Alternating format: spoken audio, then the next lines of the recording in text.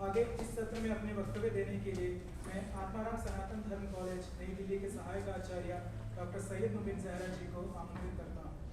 आप एक प्रमुख लेखिका, सामाजिक कार्यकर्ता, आलोचक और वक्ता हैं। आप मानवाधिकार और लैंगिक समानता पर एक मजबूत आवाज़ हैं। लैंगिक मुद्दों पर अपने लेखन के लिए 2 बार लाडली मीडिया पुरस्कार से सम्मानित भी किए गए हैं। आशा करते हैं कि आपके वक्तव्य से हम लाभान्वित होंगे। आपका विषय है भारतीय लोकतंत्र और साहित्य में महिलाओं की भूमिका।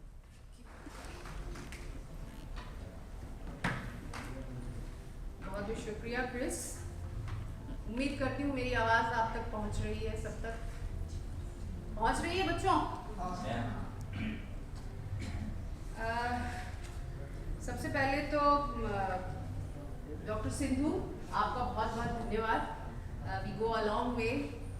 डॉक्टर सिंधु जी से मैं बहुत मोहब्बत करती हूँ और उनकी एक आवाज़ पे मैं यहाँ आ गई और उनके जज्बे को सलाम करती हूँ, क्योंकि अगर वो इतना काम कर रही हैं तो कहीं ना कहीं साबू जी जो हैं वो मुझे होप देते हैं।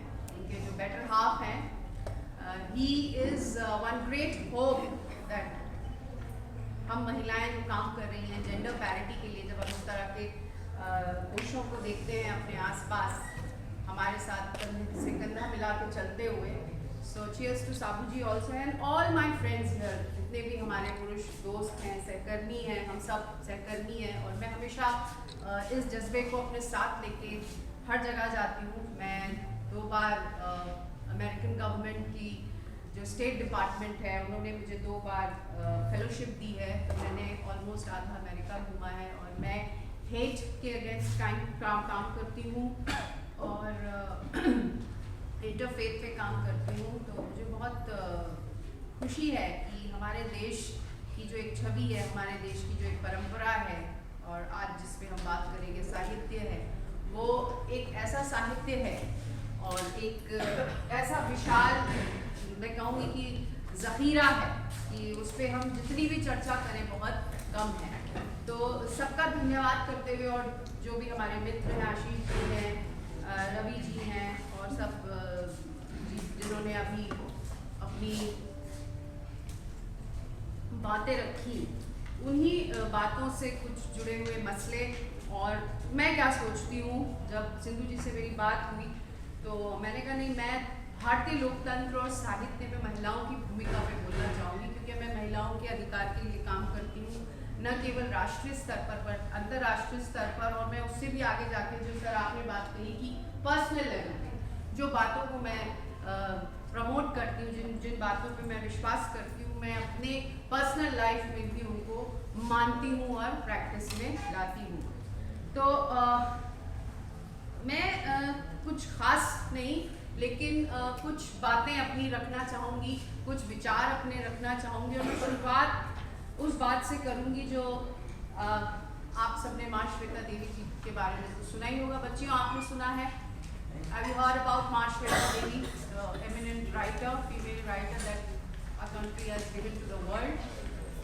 वो कहती है कि she believes, वो कहती है कि जो हमारा बेसिक अधिकार है, जो हमारा बेसिक मौलिक अधिकार है, हम अधिकारों की बात कर रहे हैं, तो मेरा ये मानना है, मैं अपनी सारी बातें जो है वो महिला परिवेश में जेंडर पर्सपेक्टिव में रखूंगी, क्योंकि वो मेरा एरिया है of expertise.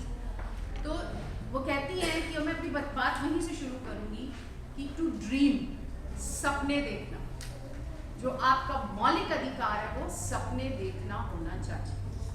Unless and until अगर आप ड्रीम नहीं करेंगे तो आप आगे नहीं बढ़ सकते। तो माँ श्वेता देवी अपने लेखों में, अपनी बातों में, अपने वक्तव्य में ये कहती हैं और मैं इस बात को मानती हूँ कि unless and until I am not going to dream, हम आगे नहीं बढ़ सकते। उसके साथ साथ मैं कुछ मतलब आशीष जी ने बड़ा अच्छा, क्योंकि मैं इतिहासकार हूँ, इतिहास की छात्रा हूँ और मेरा जो रिसर्च एरिया है वो है सेक्सुअलिटी एंड जेंडर। मैं महिलाओं की सेक्सुअलिटी पे मेरा काम है, पेंटिंग्स, लिटरेचर, और एक बहुत इंटरेस्टिंग एरिया ऑफ स्टडी है, अगर यहाँ कोई बच्चा है जो काम करना चाहे, मेडिकल मैन्युस्क्रिप्ट्स। कैसे मेडिकल मैन्युस्क्रिप्ट्स जो है, मिडीवल इंडिया, जो मुगलों के शासन के दौरान का काम है, जहाँ ऑलमोस्ट 40,000 मेडिकल मैन्युस्क्रिप्ट हैं, लेकिन किसी भी मैन्युस्क्रिप्ट में आपको विमेन की सेक्सुअलिटी को सेलिब्रेट करता हुआ नहीं आपको देखा जाएगा। उस साहित्य में, उस मैन्युस्क्रिप्ट में आपको सिर्फ मेल प्रोग्रेस, मेल की सेक्सुअलिटी को सेलिब्रेट करता हुआ दिखाया जाएगा। तो विमेन वॉइसेस कहाँ है साहित्य में, ढूंढिए।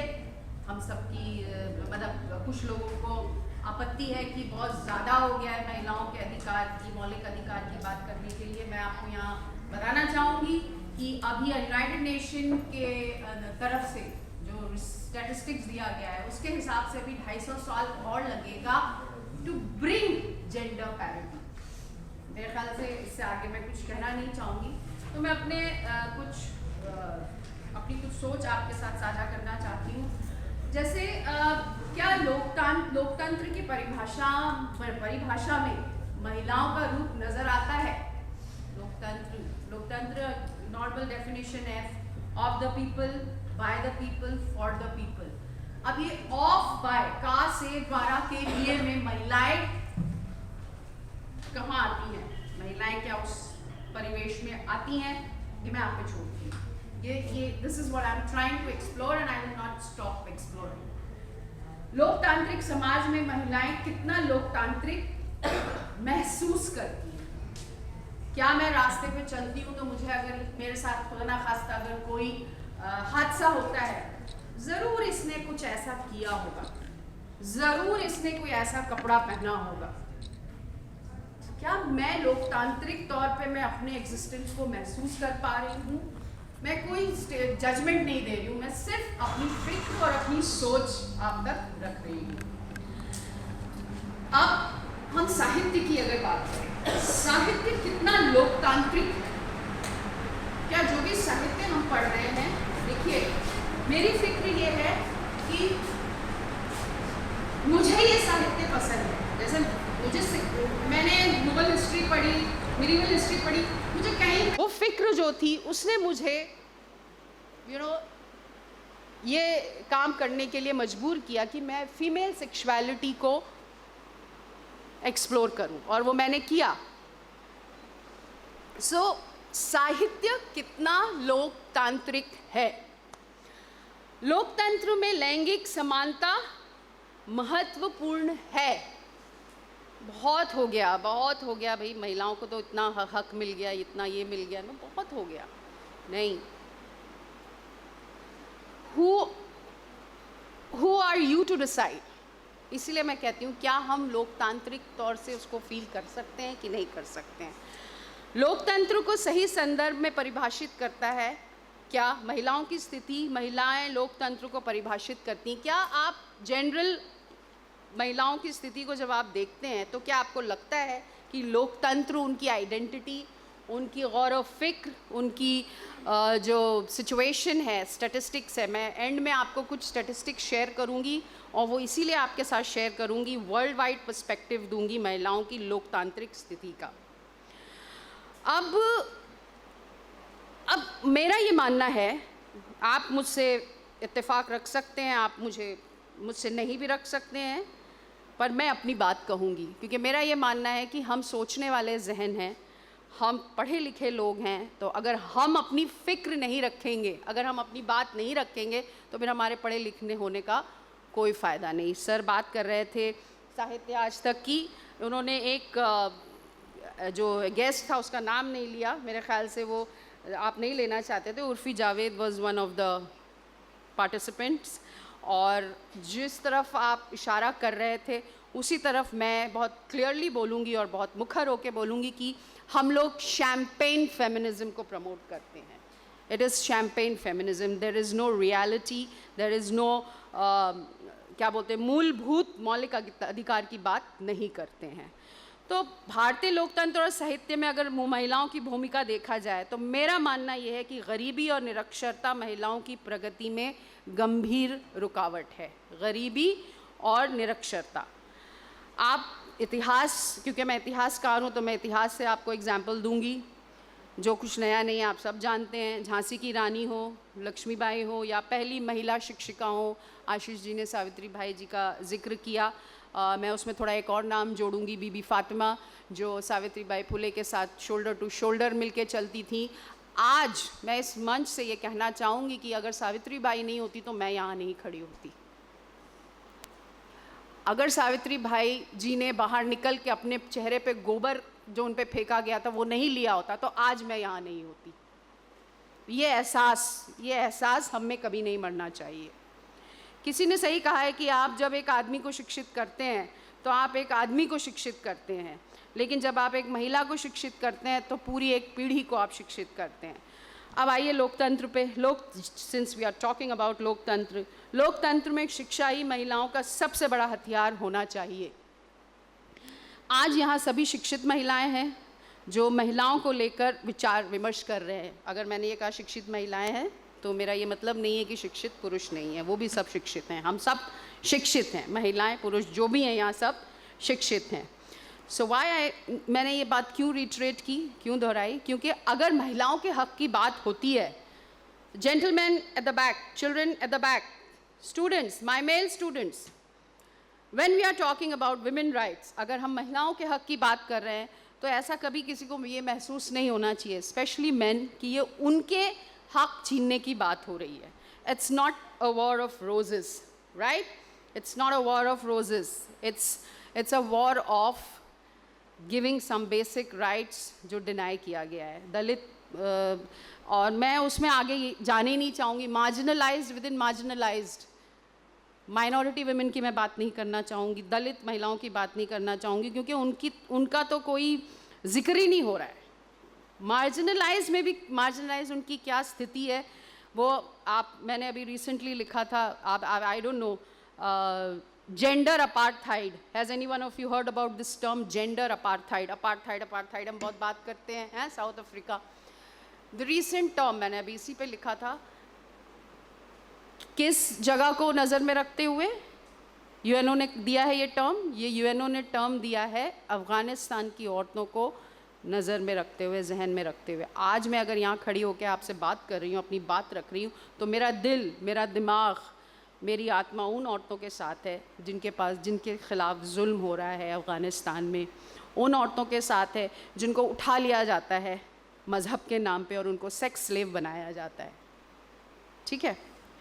सो ये बहुत सारी बातें हैं जो साहित्य नहीं करता है, जिसको हम बॉम्बे की ज़बान में पतली गली से निकल लेता है, इसके बारे में बात नहीं करता है।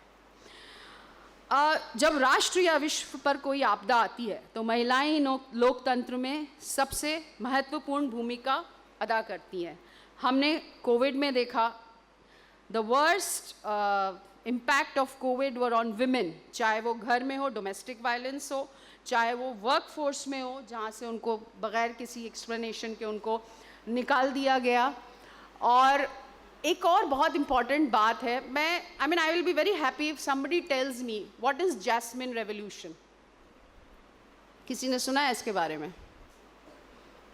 साहित्य, महिला, जेंडर, बहुत ज़्यादा बातें हो गई। Do you know what is Jasmine Revolution? Arab spring,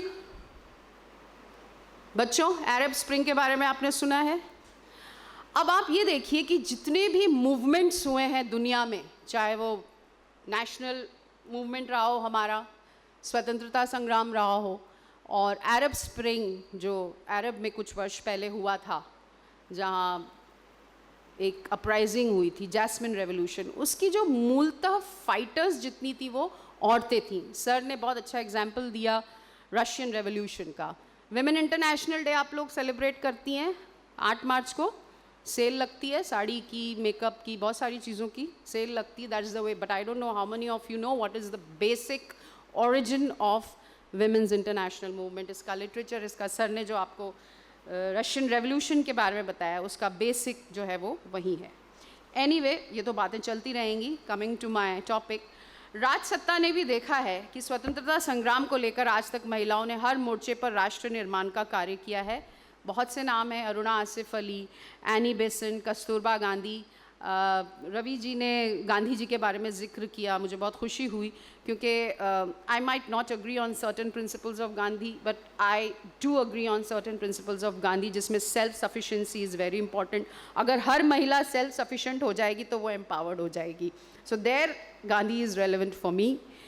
सो कस्तूरबा गांधी और आज की तारीख़ में द्रौपदी मुर्मू, जो आशीष जी बात कह रहे थे, मैं उसको साधुवाद करती हूँ कि यस, हमारा काफ़ी चेंज आया है पिछले कई वर्षों में, लेकिन हमें उसको एक ऊर्जा के तौर पे लेना है, लेकिन उससे खुश होके चुपचाप नहीं बैठना है.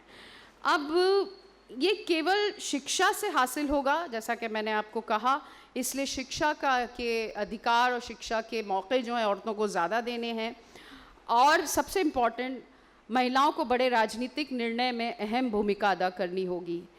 साहित्य में देखा गया है कि महिलाओं का योगदान अधिक दिखाई देता है, लेकिन अगर आप सिलेबस की बात करें, सर यहाँ सब यूनिवर्सिटी और बड़े बड़े शिक्षण संस्थान से आए लोग हैं, जिसमें से मैं भी हूँ, दिल्ली यूनिवर्सिटी से आई हूँ, लेकिन अक्सर देखा गया है कि फेमिनिस्ट हिस्ट्री, अब तो ओरल हिस्ट्री, फेमिनिस्ट हिस्ट्री एक बहुत कमिंग अप सब्जेक्ट है, लेकिन इनको एक ऑप्शनल पेपर दे दिया जाता है. क्या इनको मेन स्ट्रीम में लाने की ज़रूरत है?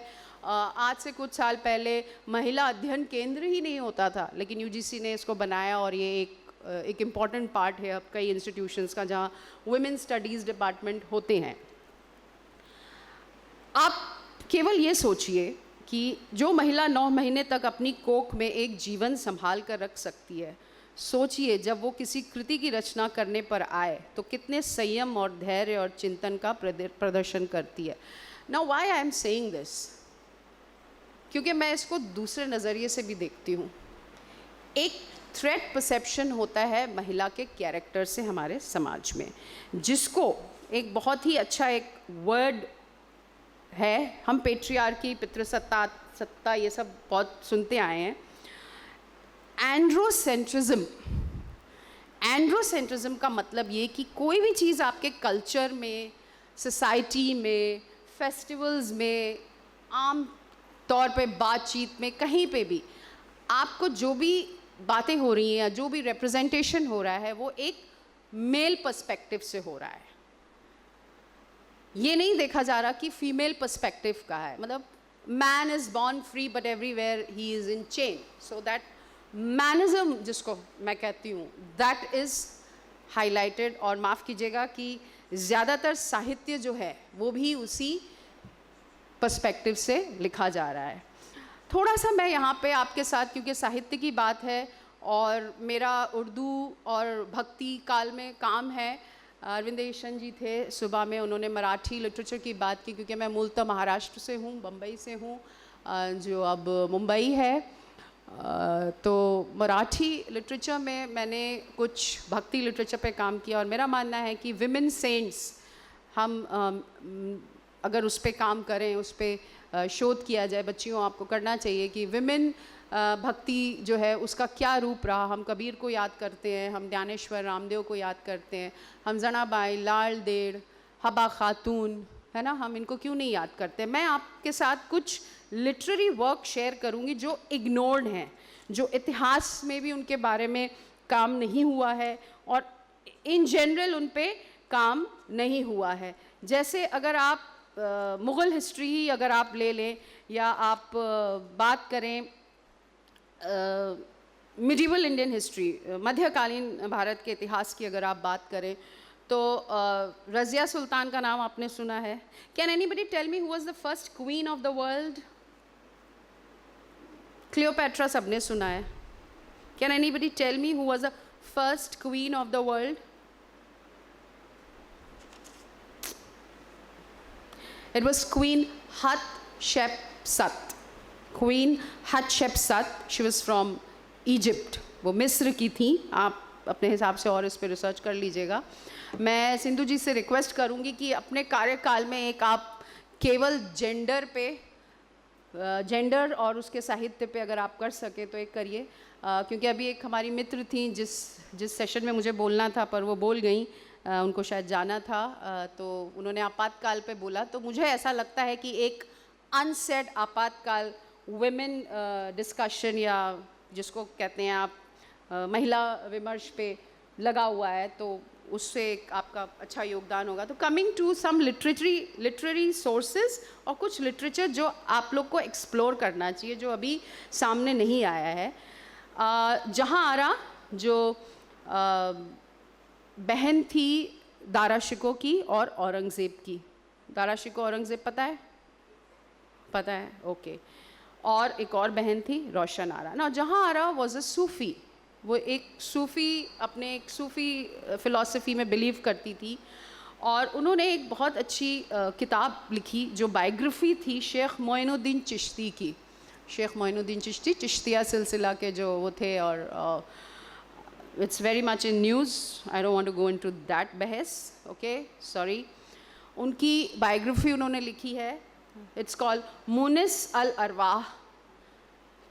मुनिस अल अरवाह उसका मतलब है कॉन्फिडेंट ऑफ सोल्स, और वो लिखती थी मख्फी के नाम से, हिडन, ओके, मख्फी। हम आप सब जानते हैं लिटरेचर के जो स्टूडेंट हैं कि मिडिल एजेस यूरोप में भी औरतें लिखती थी, मर्द के नाम से लिखती थी। तो ये जो चीज़ है ना, ये आज भी है, लेकिन उसका दायरा और उसका जो रूप है वो बदल गया है। I am open to anybody who can challenge, okay, anyway. So ये है, और कुछ और रेफरेंसेस हैं जैसे जो आप बच्चियों को, आप सबको पढ़ना चाहिए। जनाबाई का मैंने जिक्र किया। जनाबाई के जो अभंग हैं वो एक नॉर्मल मज़दूर औरत थी मराठी भक्ति लिटरेचर में, उनका काम है। मैं ये रिक्वेस्ट करूँगी बच्चियों, you all must read her work, जो अभंगाज उन्हें लिखी हैं, जो डिवोशनल हिम्स जो लिखी हैं, और उससे और आगे आप जाइए। अगर आप सेल्फ लिबरेशन की बात करते हैं, सेल्फ आइडेंटिटी की जब एक औरत बात करती है, तो आपको कहीं वेस्ट में जाने की ज़रूरत नहीं है, आपको कोई फ्रेंच रेवोल्यूशन या कोई रेनेसां या एनलाइटमेंट या कहीं पे जाने की ज़रूरत नहीं है। आप आइए ना, राजस्थान में हमारी मीराबाई हैं। हमारी मीराबाई आपको सिखाती हैं कि सेल्फ रियलाइजेशन और सेल्फ लिबरेशन क्या होता है, हाउ शी राइजेज अबव सारे जो डिफरेंसेस है, सारे जो भय हैं, जो डर है, उनसे आगे जाके वो अपनी बात रखती हैं, अपनी सोच रखती हैं, अपने इश्क को रखती हैं। उसके बाद बेगम हज़रत महल के बारे में आप लोग ने सुना है। बेगम हज़रत महल थी जिन्होंने 1857 रिवोल्ट, मैं ये आपको समझाने की कोशिश कर रही हूँ कि कैसे साहित्य और इतिहास से महिलाओं के योगदान के बारे में बात नहीं की जाती। जब हम 1857 के गदर की बात करते हैं तो हम मंगल पांडे की बात करते हैं, हम नाना तात्या तोपे की बात करते हैं, हम बहादुर शाह जफ़र की बात करते हैं। आपको पता है बेगम हज़रत महल जो बेगम ऑफ अवध थी, she was the only women who fought with the Britishers. उन्होंने उनको चैलेंज किया ब्रिटिशर्स को। सो ये नैरेटिव जो है ना, ये नैरेटिव साहित्य और इतिहास में लाने की बहुत ज़्यादा ज़रूरत है। मेरी दोस्त यहाँ हैं बैठी हैं एक्का जी, मैं चाहूँगी कि आप लोग इस तरह की कोई कृति लाएं, इस तरह की कोई चीज़ें लाएं जो इंटीरियर से, जो महिलाओं का जो साहित्य है जो नहीं दिखाया जाता है। क्या दिया जाता था महिलाओं को जब उनकी शादी होती थी? मैं आज से 50 साल पहले की बात कर रही हूँ। Bahishti Zewar, how to be a good wife, ये साहित्य उनको गिफ्ट किया जाता था शादी में। So you know there is, ये एक नेसेसिटी है कि हम क्यों इस नरेटिव के पैरेलल नहीं, उसको तोड़ के उससे आगे जाने वाला एक नरेटिव जो है हमें बनाना है ना। मैं थोड़ा सा आपको उर्दू साहित्य के बारे में थोड़ा बताऊंगी, क्योंकि आशीष जी ने हाली जी का जिक्र किया, बहुत अच्छी तरह से उन्होंने उस बात को रखा। अब उर्दू साहित्य में अगर आप देखें तो महिलाओं को लेकर काफ़ी विमर्श दिखाई देता है। इस पर अगर गंभीरता से विचार करें तो फिर कई पुस्तकें पलटनी पड़ जाएंगी, लेकिन मजाज का एक शेर है जो दूर दूर तक पहुंचा है। मैं खुद मैं पहले आपको ये शेर सुनाऊं, आप लोग ने बेशक सुना होगा, सब समझदार मजमा है यहाँ जानता है कि तेरे माथे पे ये आंचल बहुत ही खूब है, लेकिन तेरे माथे पे ये आंचल बहुत ही खूब है, लेकिन आंचल is this pallu. Okay, if you're covering your head, that's the practice. Women are asked to cover their head if they're going to some religious place or whatever. I have never seen a man cover their head. Anyway, so तेरे माथे पे ये आंचल बहुत ही खूब है, लेकिन वो उसकी तारीफ कर रहा है. पोएट कह रहा है ठीक है, खूब है. Now when he is appreciating, जब वो उसको अप्रिशिएट कर रहा है, मेरा ये इंटरप्रिटेशन है, मैं गलत हो सकती हूँ, मेरा ये इंटरप्रिटेशन है कि वो यहाँ पे कहीं ना कहीं उसके एक्सेप्टेंस को भी जस्टिफाई कर रहा है. It's me, I can put it on my head, I can not put it on my head. ठीक है, तू इस आंचल से एक परचम बना लेती तो अच्छा था. तू इस आंचल से एक परचम बना लेती तो अच्छा था. Why don't you make a flag out of it? परचम is not just flag, a flag with a motive. कोई एक आपकी मोटिवेशन हो, कुछ हो. जैसे मैंने आपको शुरू में कह दिया कि मैं जेंडर और ह्यूमन राइट्स डिस्कोर्स पे that's I have devoted myself, my life for that. Anyway, now मुझे आपको बताते हुए खुशी, इस बात से भी हर्ष हो रहा है कि मैं मेरी माता जी जो कभी स्कूल नहीं गई थी, प्रोडक्ट ऑफ पार्टीशन, जिन्होंने मुझे ज़माने से भिड़ना सिखाया, और उन्होंने वो मजाज की सरजमी से हैं. मेरा नानिहाल जो है वो मजाज की सरजमी है, और मेरे पति भी वहीं से, तो मेरी ससुराल और ननियाल जो है मजाज की ज़मी से है. और मेरा जो ददिहाल है वो अयोध्या की एक छोटे से गांव से है, तो मैं वहाँ से हूँ, बिलोंग करती हूँ. Rudauli Sharif, the seat of Sufism in UP, हमारे दोस्तों ने सुना होगा. तो मेरा नानिहाल और मेरा जो ससुराल है वहाँ से है. अब जब ये जो शेर है ना, ये शेर मुझे मैं जितनी बार सुनती हूँ मुझे इसका डिफरेंट पर्सपेक्टिव आता है. इसीलिए साहित्य क्यों इम्पॉर्टेंट हो जाता है, लिटरेचर क्यों इम्पॉर्टेंट हो जाता है. वो हो सकता है कई 200-300 साल पहले लिखा गया हो, लेकिन मीराबाई ने जब तब लिखा, कृष्ण, शी इज़ डिवोटेड. लेकिन आज जब मुझे इश्क होता है तो मुझे मीराबाई याद आती है. So that is the relevance of literature. और उस लिटरेचर के रेलेवेंस में जेंडर डायलॉग को क्यों नहीं इम्पोर्टेंस दिया गया, मेरा ये सवाल है. इसीलिए मैं ये शेर के उसमें आपको दिखा रही हूँ कि वो शायर इन्वोक कर रहा है, उसके अंदर की महिला को इन्वोक कर रहा है कि तू परचम बना ले, तू क्यों चुप है, तू अपने हक़ की लड़ाई लड़. So see that is how literature is important. बस मैं आपको 5 मिनट में मैं इसको इख्तिताम पे पहुँचाऊँगी. And I don't know, I was expecting some question answer session, Sindhu ji. I would love to take questions if it permits your this thing. So अब मुल्कों की बस्ती हो या कौमों की इज़्ज़त तुमसे ही है ना. हाल ही का जो शेर है आशीष जी कि ए माओ बहनों बेटियों दुनिया की जीनत तुमसे है. ए माओ बेटियों दुनिया की जीनत तुमसे है, मुल्कों की बस्ती हो तुम ही, कौमों की इज़्ज़त तुमसे है. मुल्कों की बस्ती हो तुम ही, कौमों की इज़्ज़त तुमसे है. Now I have a problem with this. मैंने अपने लेख में बहुत पहले लिखा था कि जितने भी सोशली इंस्क्राइब्ड लॉज हैं, मॉरल वैल्यूज़ हैं, it's all inscribed on a women's body. इज़्ज़त लुट गई क्योंकि औरत के साथ ऐसा हुआ, इसलिए इज़्ज़त लूट. मैंने तो आज तक नहीं सुना कि मर्द की इज़्ज़त लूटी हो. So the socially, morally, culturally inscribed laws are on the body of a woman. So the body of a woman is the guinea pig. सब कुछ उसी पे डाल दो, सारा ठीकरा उसी पे डाल दो. एनीवे, सोचिएगा इसके बारे में. नाउ ये जो उर्दू लिटरेचर में मैं बात कर रही हूँ मौलाना हाली की, ये इन्होंने 1914 में लिखा, और इन्होंने बहुत सारी इम्पॉर्टेंट इश्यूज़ के बारे में लिखा. माइनॉरिटी वुमेन राइट्स की हम बात करते हैं, हमें कहीं ये मेन स्ट्रीम में नहीं सुनाई देता. इन्होंने चाइल्ड मैरिज, विडोरी मैरिज, इसके बारे में लिखा. I don't know if you know this. Emperor Akbar, I think Vendu Ganesan ji ने बात की थी एम्परर अकबर की, मुग़ल बादशाह अकबर की. मुग़ल बादशाह अकबर एक ऐसा बादशाह था जिसने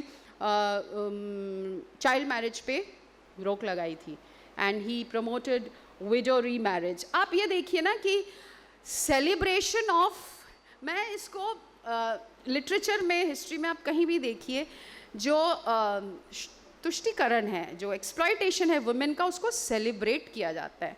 शौहर मर गया, जाओ बैठ जाओ उसकी शैया पे और जल जाओ, वाह कितनी महान महिला है। हाँ, एक औरत, उसका हस्बैंड मर गया, oh she is very nice, she didn't remarry, she took care of, wow, I have never heard of a man his widowerhood being celebrated. Okay, so these perspectives, these narratives have to change. These perspectives have to be looked at, even if it doesn't have to change, but it has to be given a thought. चलिए मैं और इस पे ज़्यादा बात नहीं करूँगी, लेकिन मैं अपनी बात को ख़त्म करूँ इससे पहले मैं कुछ रीडिंग्स आप लोगों के साथ शेयर करूँगी, क्योंकि हम साहित्य की बात कर रहे हैं, तो कुछ फेमिनिस्ट रीडिंग्स मैं आपसे शेयर करूंगी। मैंने शुरुआत में माँ श्वेता देवी जी की बात की और मैंने बताया कि the greatest fundamental right is to dream. If you can not dream, you can not do. So dreaming is the basic fundamental right. Radha Kumud Mukherjee की किताब है विमेन इन एंशिएंट इंडिया। वो महिलाएं कहाँ गईं जो साथ में बैठती थीं पूजा में, अर्चना में, सब में? अब क्यों एक प्रमुख लोग ही बैठते हैं? चलो मैं जेंडर की बात नहीं करती हूँ, मैं लोग की बात करती हूँ। क्यों एक प्रमुख लोग ही बैठते हैं? क्यों महिलाएं पीछे चली गई और परचम कुछ नहीं बनाया और जाके खड़ी हो गई? हाँ, और अगर कुछ और महिलाएं कर रही हैं ऐसा काम, तो उन्हें रिबेल क्यों कहा जा रहा है? So you see, it's a problem of normalization of victimization of women. तो हमें इस पे सवाल उठाना है। Women's identity in colonial India by Sanjay Saxena. This is an interesting book that I came across. Indian imagination of Girish Karnad, P Dhanavel की किताब है ये। एंड अगर आप फेमिनिस्ट उसमें पढ़ना चाहें तो बच्चियों 2 किताब ज़रूर पढ़िएगा। The second sex by Simone de beauvoir, जो कहती है कि औरतें पैदा नहीं होती, बनाई जाती। हाँ, मुझे बोला जाता है आप ऐसे बैठिए, आप वहाँ नहीं जाइए क्योंकि तुम लड़की हो। I was born as free as my brother, but I don't have all those freedom and all those perks, I will say perks, that my counterpart gender has. ठीक है। Then there is one book by Ann Oakley, ये भी आप पढ़िएगा as a Bible, sex, gender and society. 1985 में आई थी ये किताब, एन ओक्ले की, ANNOAKLEY। इसमें मैस्कुलिनिटी और फेमिनिटी को कैसे सोशल कंस्ट्रक्ट्स दिया जाता है उसके बारे में समझाया गया है। Then there is, just 2 minutes and I'm ending my story, Betty Friedan, The Feminine Mystique, okay? And एक शशि देशपांडे की किताब है, मुझे उम्मीद है मेरे जो इतने मान्यवर दोस्त हैं उन्होंने सुनी होगी, the long silence. This is by Shashi Deshpande, penguin की 1989 की किताब है। और अगर आप जानना चाहें तो मेरी किताब है बेचारी नहीं है नारी। मैं जनसत्ता के लिए लिखती थी कॉलम समांतर संसार, तो मेरी किताब का टाइटल ही है बेचारी नहीं है नारी, ओके। और मेरी एक उर्दू की किताब है समाज की सरगोशियाँ। सरगोशियाँ क्या होती है? जो बातें हम ज़ोर से नहीं करते ना, धीरे धीरे करते हैं। मैं खुल के ज़ोर से बड़ी बेशर्मी से लिखती थी अपने उस कॉलम में, और मुझे बहुत सारे मेल्स आते थे, आज भी आते हैं, थ्रेड्स आते हैं, लेकिन मैं अपना काम करूँगी। So these are some literature जो आप लोग को पढ़ना चाहिए। उसके साथ साथ, इससे पहले कि मैं अपनी बात ख़त्म करूँ, उर्दू साहित्य में माँ को लेकर बहुत लिखा गया है। हमारे यहाँ, हमारे कल्चर में मातृत्व और जिसको मैटरनल इंस्टिंक्ट एक औरत की, उसको बहुत सेलिब्रेट किया जाता है। और अल्लामा इकबाल का एक मरसिया है। मरसिया is when you lament, you know, when you cry and you speak, lamentation जिसको कहते हैं, मरसिया है वो। माँ के आँखें मूंदते ही घर अकेला हो गया, माँ के आँखें मूंदते ही घर अकेला हो गया, चलती फिरती हुई आँखों से अज़ां देखी है, चलती फिरती हुई आँखों से अज़ां देखी है, मैंने जन्नत तो नहीं देखा है माँ देखी है, मैंने जन्नत तो नहीं देखा है माँ देखी है, लबों पे उसके कभी बद्दुआ नहीं होती, बस एक माँ है जो मुझसे खफा नहीं होती. So I request and I try and I want the society to have that maternal perspective with the female gender. जो मातृत्व एक औरत इस समाज को देती है, जो मातृत्व एक औरत इस पूरे सोसाइटी को देती है, अपने परिवार को देती है. जैसे हमारी सिंधु जी, उनका एक ये मैटरनल मातृत्व ही है जो ये इतना बड़ा ऑर्गेनाइजेशन, इतने बड़े बड़े काम करती हैं. सो मुझे ये उम्मीद है कि हमारा समाज भी जो है उस मातृत्व के साथ हमारी महिलाओं को ट्रीट करेगा. और कहना तो बहुत कुछ था आपसे, पर उम्मीद करती हूँ कि ना कहते हुए मैंने आपको बहुत कुछ कह दिया, क्योंकि ये मेरा मानना है कि अगर आप एक को भी किसी एक को भी अगर आप जगाते हैं तो आप कई को जगा देते हैं. तो मैं उम्मीद करती हूँ कि मैंने अपने मेरी जो सोच थी, मेरी जो फ़िक्र थी, वो मैंने आपके साथ साझा की. अब मैं आपसे अलविदा लूँगी. एक सोच है, मैं कहीं पढ़ रही थी, और I am addressing this to the youngsters. हम बुढ़े हो गए, हम नहीं सुधर सकते. This is for you girls, you boys, okay. Rumi कहते हैं, रूमी का नाम सुना है, सूफ़ी पोएट हैं. वो कहते हैं कि poetry shows us the divine power of art. Poetry shows us the divine power of art to sublimate grief into love, to sublimate grief into love. So अगर वो फिक्र है तो आप चुपचाप निराश होके मत बैठिए. साहित्य का यही काम है. जो बात सर आपने कही थी कि थोड़ा सा मैं 1 मिनट लूँगी, कि केवल साहित्य लोकतंत्र का रक्षक है या कला. सो ये जो रूमी कहते हैं ना, कि आपका जो दुख है, आपका जो पीड़ा है, उसको आप अपनी ग्रीफ को लव में ही बदल सकते हैं, आपका दिल ही बदल सकता है, और वो साहित्य और कला है. On that note brothers and sisters, I'd like to end. लेकिन जाते जाते मैं एक शेर ज़रूर सुनाऊंगी, और आप लोग से रिक्वेस्ट करूं कि आप उनको पढ़िए. कई लोगों ने पढ़ा होगा, जिन्होंने नहीं पढ़ा है उनको पढ़िए. ये है किश्वर नाहिद, पाकिस्तानी शायरा हैं. उसके साथ साथ जो मेरी फेवरेट हैं वो हैं परवीन शाकिर को आप ज़रूर पढ़िए. She was a women bureaucrat and a fantastic poet. वो कहती हैं कि मैं सच कहूँगी मगर फिर भी हार जाऊँगी. मैं सच कहूँगी मगर फिर भी हार जाऊँगी. वो झूठ बोलेगा और लाजवाब कर देगा. Thank you so much.